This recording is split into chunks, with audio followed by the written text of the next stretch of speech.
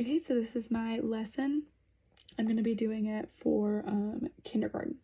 So, writers, yesterday we practiced drawing and writing stories about something that really happened to us. Today we're going to learn how to make our writing even better. Sometimes we draw or write just a little bit, but writers add details to their story so it is clear. So, we're going to work on writing details, adding to our stories so that we get the most of our story. So I want to teach you that writers add details to make their stories stronger.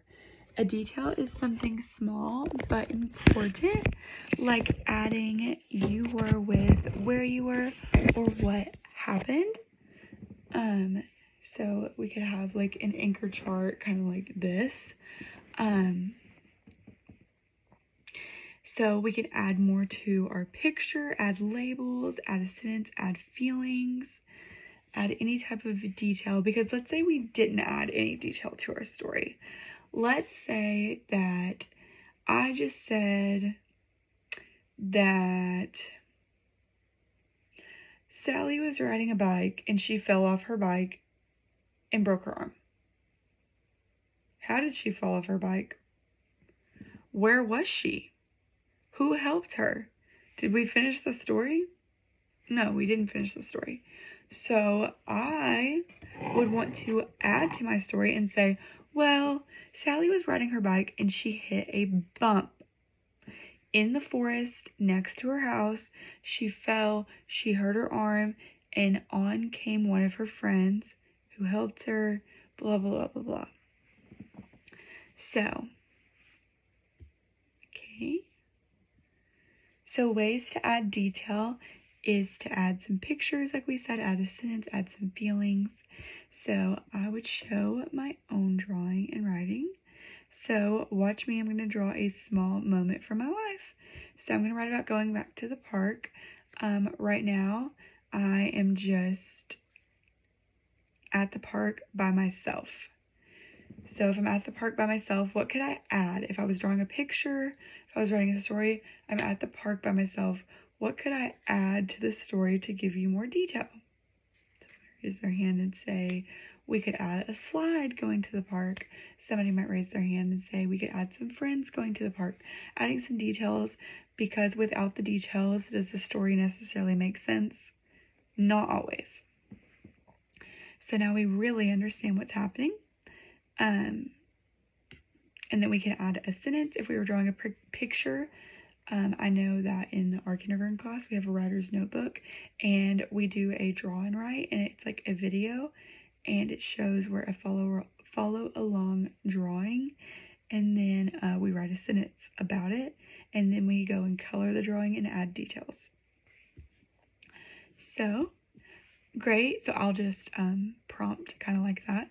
Okay, so we're going to open our writer's notebook, and let's say that we are drawing maybe a koala.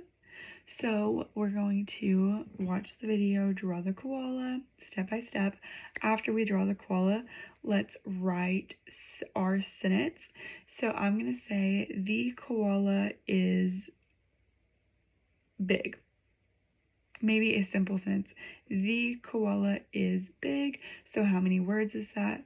4. So we're going to write 4 blanks on our paper. And when we write 4 blanks on our paper, we're going to fill in those blanks.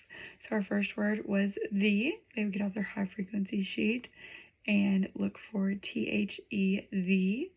And then we would talk about, do we uppercase, lowercase, the letter of the beginning of the sentence, and we would say that we uppercase it.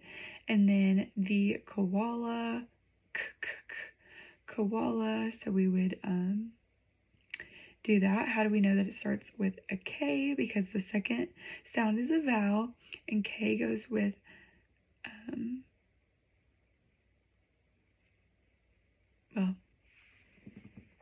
so then we would spell koala, and then the koala is, we could go to our high frequency sheet, is, so we know it begins with an I, and then it has that Z sound, but no English words end with Z, so it's IS.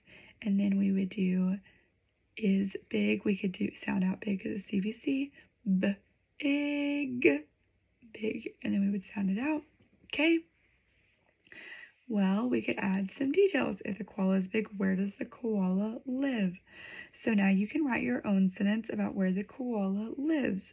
And then after that, go ahead and write some details in your picture. So is everybody's koala going to look the same? Everybody's going to say no, it's not going to look the same. And you can draw where yours is at. One might be in a zoo, one might be outside, might be with some bamboo. Draw some details. One might be with some friends. I want to see your details. So we do that. And then after that, we would do a gallery walk. So all the students would stand up after they finished their drawing, give them about 5 to 10 minutes, and then we would walk around quietly. And we would look at each notebook, everybody's notebook, and we would see their details and their pictures. And everybody would have something different. Everybody would have something different. Okay.